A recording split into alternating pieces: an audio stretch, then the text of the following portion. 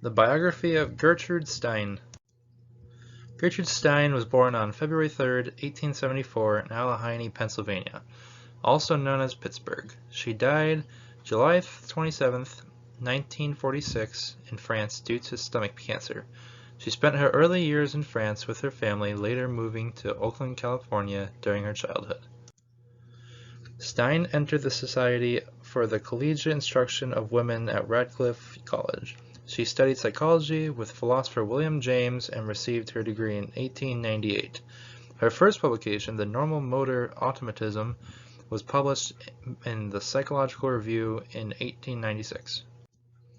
From 1897 to 1902, she studied at Johns Hopkins Medical School.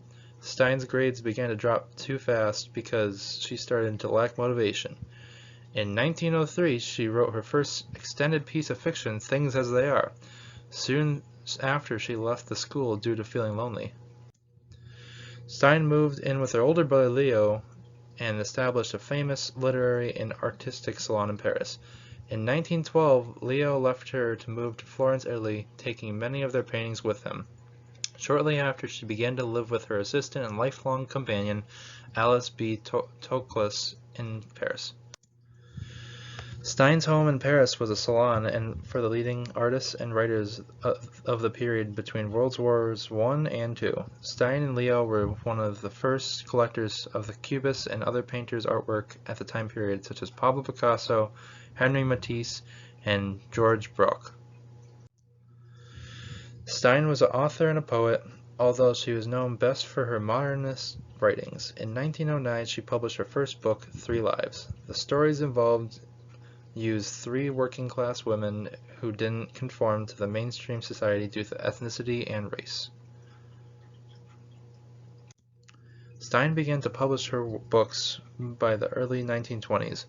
These were Three Lives, as I mentioned earlier, Tender Buttons, Objects, Food, and Rooms in 1914, and The Making of Americans, being a history of family progress in 1925.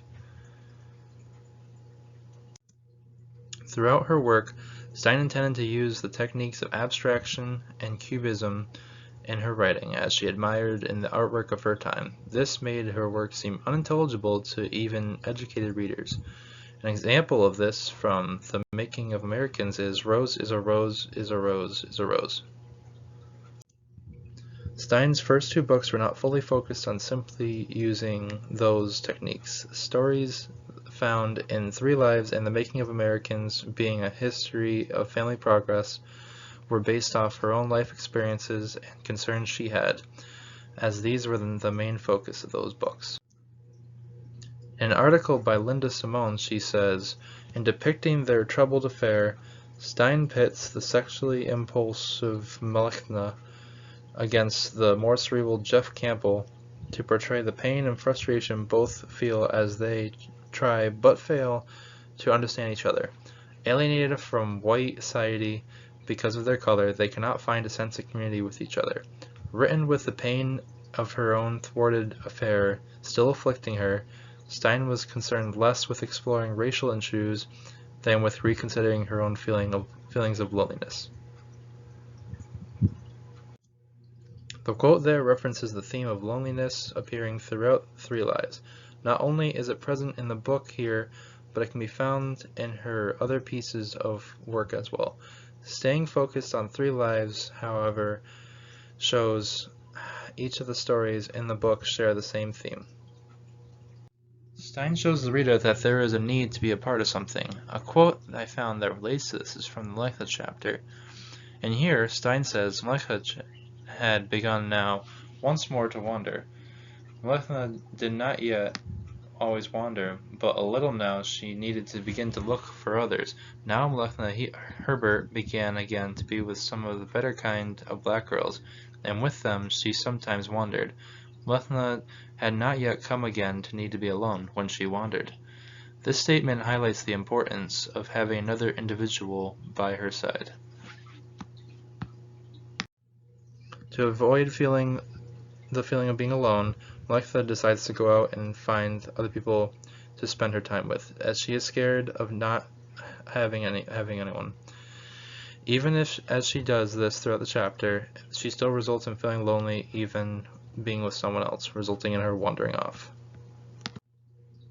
During World War I, Stien and Toklas serve as ambulance drivers for the French. After the war, she decides to maintain her salon as a hostess. Along with this, she gave inspiration to plenty of young American writers that came to her place, such as Ernest Hemingway and F. Scott Fitzgerald.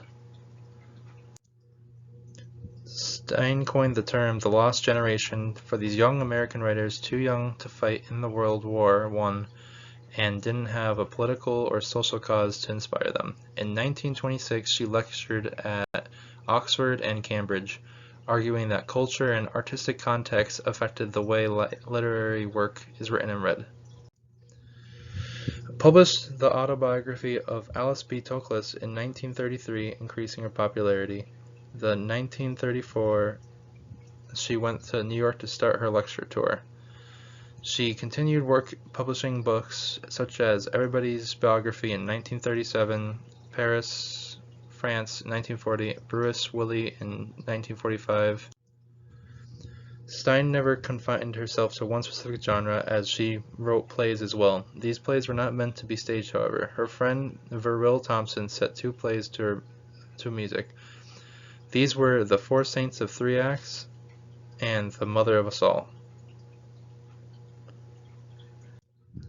In conclusion, Gertrude Stien had played a very influential role in literature. She inspired many famous authors like Scott S. Fitzgerald and Ernest Hemingway, as well as accomplished artists such as Pablo Picasso, for example. Her work illustrates the life experiences she had and what her struggles were.